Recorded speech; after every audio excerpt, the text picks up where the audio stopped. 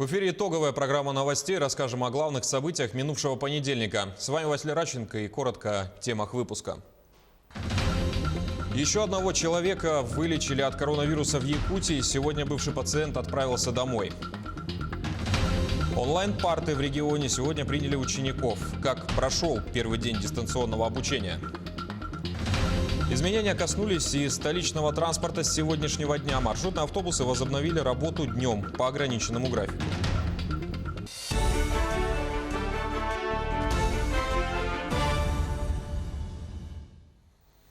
Еще один пациент вылечился от коронавируса и отправился домой. Об этом рассказали в оперативном штабе по противодействию коронавирусу. Пациента сегодня выписали из больницы после полного выздоровления. Проведенные после лечения повторные комплексные исследования показали отрицательный результат на COVID-19.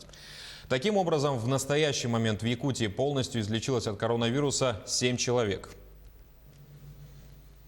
В районах и городских округах Якутии усилят работу по выявлению прибывающих из-за границы и других субъектов страны. Такое поручение главам районов и городских округов сегодня дал руководитель Якутии. Айсан Николаев напомнил, что приезжающие граждане с прошлой недели в обязательном порядке помещаются в обсерватор. А люди, которые возвращаются из других регионов, должны самоизолироваться на 14 дней. Глава также сообщил, что только за последние 2 недели в республику прибыло свыше 21 тысячи человек. Также Айсан Николаев сделал замечание главам муниципальных районов, где в эти дни были проблемы с работой банкоматов. Один анализ за минувшие выходные показал предварительно положительный результат на COVID-19 в Якутии. Айсан Николаев в ходе брифинга сегодня рассказал о текущей эпидобстановке в регионе. Так, подтвержденных случаев остается 15, 7 человек вылечены, 8 с подтвержденным результатом на коронавирус остаются в Якутской клинической больнице. На этой неделе у некоторых из них курс лечения подходит к концу и их выпишут домой. Что касается предварительно положительного анализа у якутянки, прибывшей 29 марта из Нидерландов, женщина все это время находилась на самоизоляции. Сегодня ее анализ отправили в центр «Вектор». В выходные дни весь ее ближайший круг контактов установлен, у всех анализы взяты, и по состоянию на сегодняшний день все анализы, они отрицательны. Анализ ее отправлен сегодня в Новосибирск на подтверждение «Вектор». Мы думаем, что завтра к вечеру подтверждение уже будет. Это показывает, насколько важно тем гражданам, которые ранее приезжали из-за границы, но и сейчас уже приезжают из других регионов России, самоизолироваться. Еще раз хочу сказать, что те, кто у нас приезжает из-за границы, с 1 апреля они уже даже не самоизолируются, они в обязательном порядке помещаются в обсерваторы. А те, кто прилетел из других регионов России, начиная с субботы, они в обязательном порядке должны самоизолироваться на 2 недели, и сообщить о своем прибытии. Увеличение количества людей на улицах, которое наблюдалось сегодня, недопустимо. Об этом зампред правительства Ольга Балабкина заявила в ходе заседания оперативного штаба по противодействию коронавирусу. Она отметила, что если индекс самоизоляции на прошлой неделе находился в районе 5 баллов, то сегодня он упал до уровня 3. Также в ходе брифинга отметили, что первый день дистанционного обучения школьников и студентов прошел в Якутии. Власти региона вели тесную работу с интернет-провайдерами, а муниципальным образованием было поручено проработать материально-техническую базу, то есть проконтролировать, чтобы все школьники имели компьютеры и гаджеты для онлайн-занятий. 649 общеобразовательных школ республики, 255 школ у нас сегодня обучались в режиме онлайн. Это составляет 39,2% от общего числа общеобразовательных организаций. 252 школы работали в режиме офлайн, что составляет 38,8% от общего числа образовательных организаций. В ряде районов, там, где непосредственно у нас уже практически недоступные районы, для того, чтобы появлялись там какие-либо новые лица, новые люди, было определено обучение малыми группами. День по дистанционному обучению первый пройден. Это тяжелая вообще сама по себе и очень сложная задача для нас, для всех, перестроить вообще многотысячную систему образования вообще на иную форму. Поэтому она не может быть без всяких каких-то определенных моментов. Нужно и привыкать к ней. И, соответственно, включаться в нее, быть более, значит, спокойными и включаться в этот процесс и родителям, и детям, и учителям. Но я думаю, что уже какие-то выводы или какие-то вопросы могут быть немного попозже. Нужно начать. На дистанционное обучение перешел и Нерюнгринский район. Учителя рассылают родителям инструкции о необходимых шагах и онлайн-сервисах. Их, напомню, каждое учреждение выбирало самостоятельно. У меня 3 детей, один из них учится в 5 классе. Сегодня у нас прошли первые дистанционные занятия. Накануне наш классный руководитель разослал в группу WhatsApp родительскую инструкцию к выполнению данных занятий, и сегодня мы приступили к ним. Ну, не все, конечно, получилось у нас с первого раза.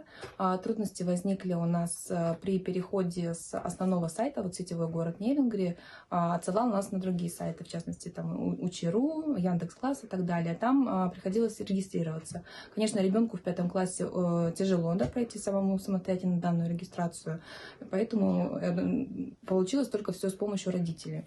Те дети, которые пытались выполнить занятия самостоятельно, у них, конечно, возникли трудности. И по общению, в нашей группе, в частности, WhatsApp, трудности испытывали те мамочки, у которых было несколько детей школьного возраста.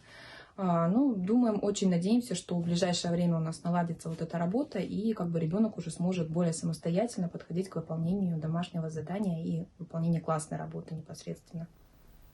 А о том, насколько эффективно показала себя новая система в Якутске, готова рассказать наш корреспондент Светлана Неустроева.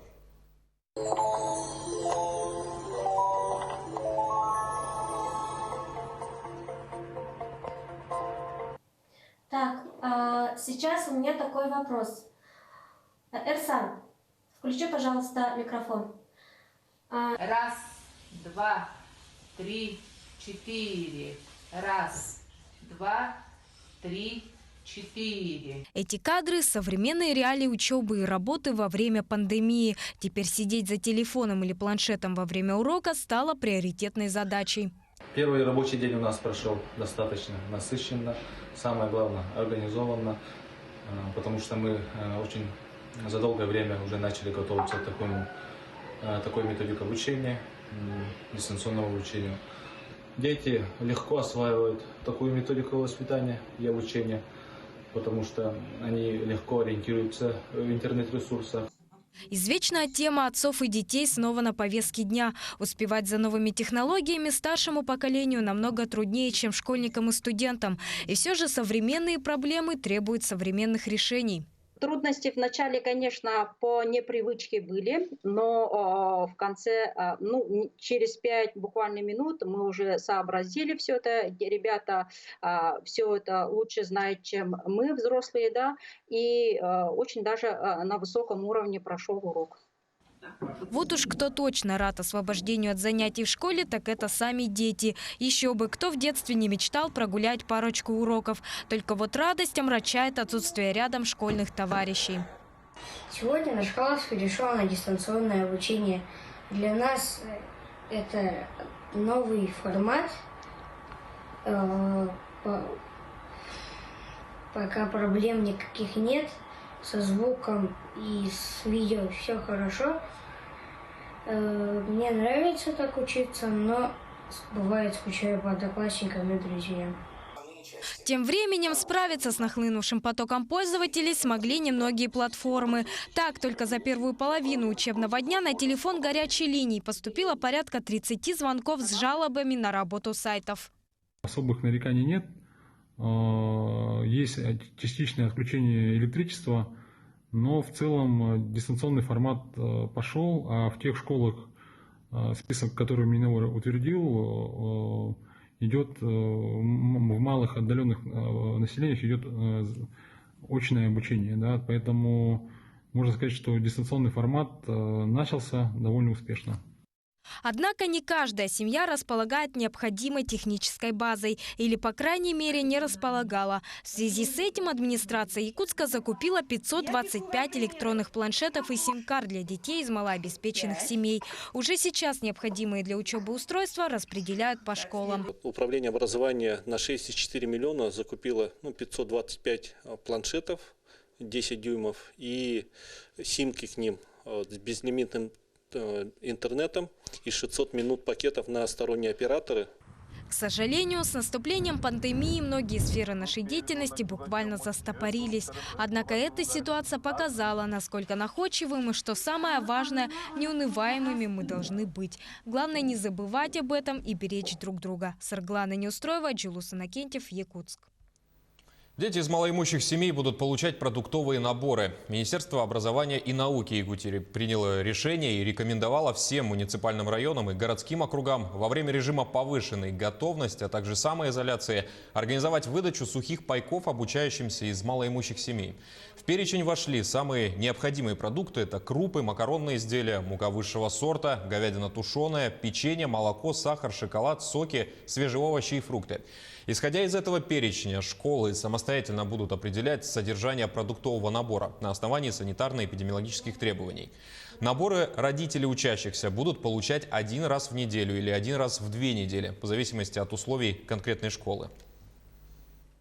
Наша школа, неслышащих обучающихся, с сегодняшнего дня выдаем сухие пайки для наших воспитанников. Сухие пайки сделаны в основном из экологически чистых продуктов. Это вот мед, натуральный мед, долина Туймады. Расписание движения маршрутных автобусов в Якутске изменилось с сегодняшнего дня. В городе возобновлено дневное движение городских и пригородных маршрутов. Установлен новый интервал движения. Так, с 6 по 30 апреля он будет выглядеть следующим образом. В часы пик с 6:30 до 9 часов утра автобусы будут ходить с интервалом в 15 минут. С 9 до 17 часов с интервалом в 1 час. И с 17 до 20 снова раз в 15 минут. В связи с неполной загруженностью на городских линиях работает порядка 150 автобусов. В обычный же период выходит около 400 машин. Напомню, что ранее с введением режима повышенной готовности и полной самоизоляции движение общественного транспорта в дневное время было приостановлено. Конечно, опасения, что будут часовым интервалом люди у нас большое скопление людей, но как бы этого нету, потому что у нас многие предприятия сейчас не работают на данный момент. Ввиду того, что будет потихонечку сниматься, так скажем, ограничения, пассажиропоток будет мониториться и, соответственно, как бы будут добавляться автобусы, машины на маршрут. И будем постоянно, каждый день, говорю, как бы отслеживаем за мониторингом пассажирным потоком, чтобы не было большого скопления людей в автобусе. Это были главные новости уходящего понедельника. Наш телеканал продолжает следить за развитием событий и держать вас в курсе. Всего вам доброго, до свидания и берегите себя.